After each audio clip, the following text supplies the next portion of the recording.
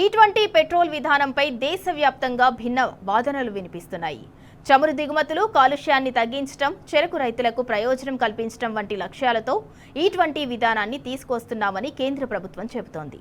అయితే ప్రస్తుతం దేశంలో కోట్లాది వాహనాలు E20 ఇంధనానికి పూర్తిగా అనుకూలంగా లేవనే ఆందోళనలు వ్యక్తమవుతున్నాయి.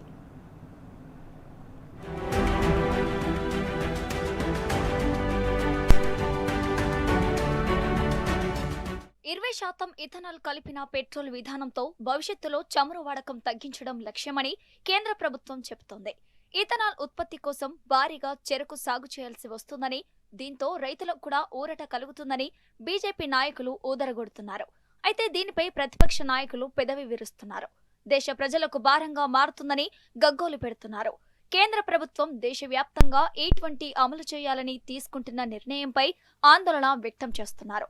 దేశ ప్రయోజనం పేరుతో ప్రజలపై మరో భారం మోపే ప్రయత్నం జరుగుతుందని ఆగ్రహం వ్యక్తం చేస్తున్నారు. స్టాప్ E20 పెట్రోల్ అని ప్రచారం ముమ్మరం చేస్తున్నారు.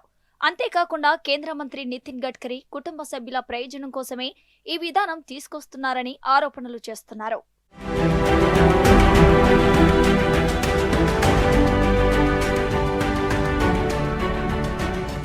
అధికార ప్రతిపక్ష నాయకుల వాదనలు ఇలా ఉంటే, వాహన రంగ నిపుణులు సైతం E20 విధానంపై స్పందిస్తున్నారు.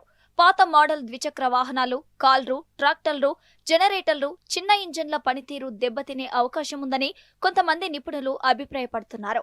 మైలేజ్ తగ్గటం, రబ్బర్ భాగాలు దెబ్బతినటం, ఇంజన్ మరమ్మతుల ఖర్చులు పెరగటం వంటి సమస్యలు తలెత్తే అవకాశం ఉంటుందని భావిస్తున్నారు. ఎథనాల్ ఫ్యాక్టరీ తోటి వచ్చే వ్యర్థాలు గాని, ఆ వాసన గాని మనం చూస్తాం. దేశంలో ఒక దగ్గర ఎథనాల్ ఫ్యాక్టరీ పెడుతురు అని అంటే పెద్ద ప్రొటెస్ట్లు అయినాయి, లాఠీ చార్జీలు కూడా అయినాయి. ఈవెన్ మన తెలంగాణలో కూడా ఇవి మనం చూసినాం కొన్ని ప్లేస్లలో.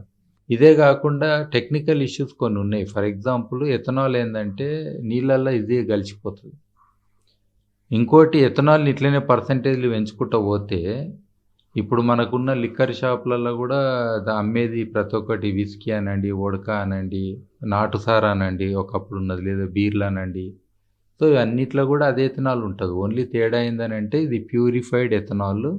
తర్వాత ఇంట్లో కావాలని మనం తాగొద్దని కొన్ని వేరే కెమికల్స్ మిక్స్ చేస్తారు. ఫర్ ఎగ్జాంపుల్, ఇప్పుడు ఫ్లెక్స్ వెహికల్స్ అని ఫ్యూచర్లో ప్రవేశపెట్టాలనుకున్నారు. అందులో ఏంటంటే 100% ఎథనాల్ కూడా వాడవచ్చు, లేదా 50% పెట్రోల్, 50% ఎథనాల్ వాడవచ్చు, లేదా 100% పెట్రోల్ వాడవచ్చు. అంటే మీరు ఏ రకంగా అందులో పోసినా బండి నడుస్తుంది. అలాంటి ఇంజన్లు తయారు చేస్తామని అన్నారు.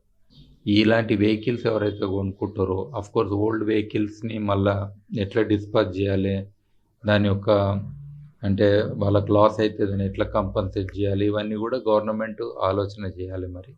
సో ఇవన్నీ కన్సిడర్ చేస్తే ఏదైతే ప్రొటెస్ట్ ఏదైతే అవుతున్నదో ఇది కూడా తగ్గుతుంది. అండ్ మనం కూడా దేశం యొక్క డెవలప్మెంట్లో భాగమవుతాం.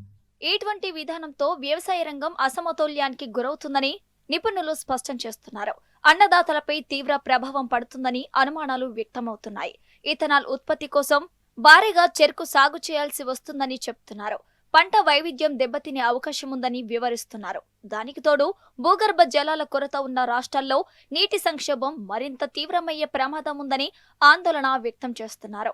ఇంధన విధానం పేరుతో వ్యవసాయ పంటల విధానాన్ని మార్చే పరిస్థితి వస్తే రైతులు ఒకే పంటపై ఆధారపడే ప్రమాదం ఉందని, దానివల్ల ఆహార భద్రత మరియు వ్యవసాయ సమతుల్యత దెబ్బతినే అవకాశం ఉందని అంటున్నారు.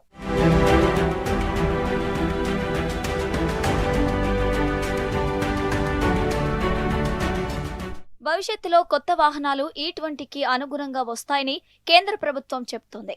అయితే ప్రస్తుతం ఉన్న కోట్లాది వాహన యజమానుల పరిస్థితిపై స్పష్టత కరువైంది. ఇప్పటికే వాహనం కొనుగోలు చేసిన పేద మధ్యతరగతి ప్రజల పరిస్థితి ప్రశ్నార్థకంగా మారింది. E20 కోసం కొత్త వాహనాలు కొనుగోలు చేసే స్తోమత లేక ఇబ్బందులు పడటం ఖాయంగా కనిపిస్తోంది. ఇప్పటికే జీఎస్టీ, పెరుగుతున్న జీవన వ్యయం, ఇంధన ధరలు, నిరుద్యోగం వంటివి అనేకం ప్రజలపై ఆర్థిక భారంగా మారాయి. ఇలాంటి సమయంలో E20 విధానం మరో పిడుగుపాటుగా గుదిబండగా మారింది.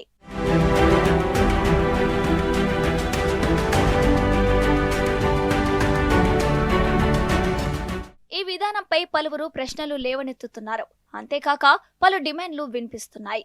దేశంలోని కోట్లాది వాహనాలపై పూర్తి స్థాయి స్వతంత్ర అధ్యయనం చేయాలని డిమాండ్ వస్తుంది.